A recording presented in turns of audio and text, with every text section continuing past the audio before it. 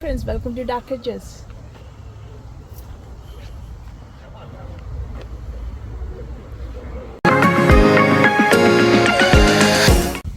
Game of Thrones എന്ന TV സീരിയലിന്റെ പ്രധാന ലൊക്കേഷനായ ഡാർക്ക് എഡ്ജസിനെ കുറിച്ചാണ് ഇന്നത്തെ ഈ കുഞ്ഞു വീഡിയോ. ഈ കാണുന്നതാണ് ഡാർക്ക് എഡ്ജസിലേക്കുള്ള സന്ദർശകരുടെ പ്രധാന പാർക്കിംഗ് ഏരിയ. ഇവിടെ നിന്ന് നേരെ കയറുന്നത് ഡാർക്ക് എഡ്ജസ് ഹോട്ടലിലേക്കാണ്. അവിടെ എത്തിയാൽ സൈൻ പോസ്റ്റ് നോക്കി പോയാൽ നേരെ നമുക്ക് ഡാർക്ക് എഡ്ജസിലേക്ക് എത്താം. ദ പാൻട്രി എന്ന ഒരു ചെറിയ കഫേയാണിത്.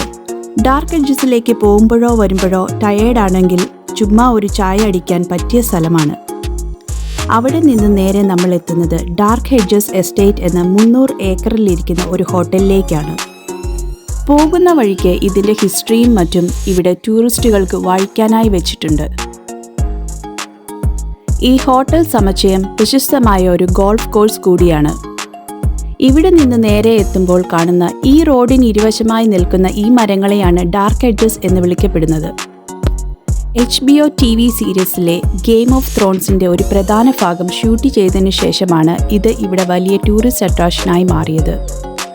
ഇവിടുത്തെ ഒരു നാടോടി കഥ എന്തെന്നാൽ, ഗ്രേ ലേഡി എന്നൊരു പെൺപ്രേതം ഈ കാണുന്ന ബീച്ച് മരങ്ങളിൽ കൂടി ഒരു മരത്തിൽ നിന്നും അടുത്ത മരത്തിലേക്ക് ചാടി അങ്ങനെ അവസാനത്തെ മരമാകുമ്പോൾ അപ്രത്യക്ഷ ആകുന്നു എന്നതാണ്. എന്തൊക്കെയാണെങ്കിലും നല്ലൊരു ആംബിയൻസും പീസ്ഫുൾ അറ്റ്മോസ്ഫിയറുമാണ് ഇവിടെ എത്തിക്കഴിഞ്ഞാൽ.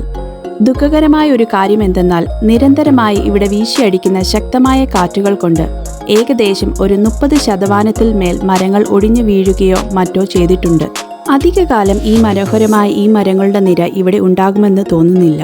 കാണേണ്ടവർ വേഗം വന്ന് കണ്ടോളൂ.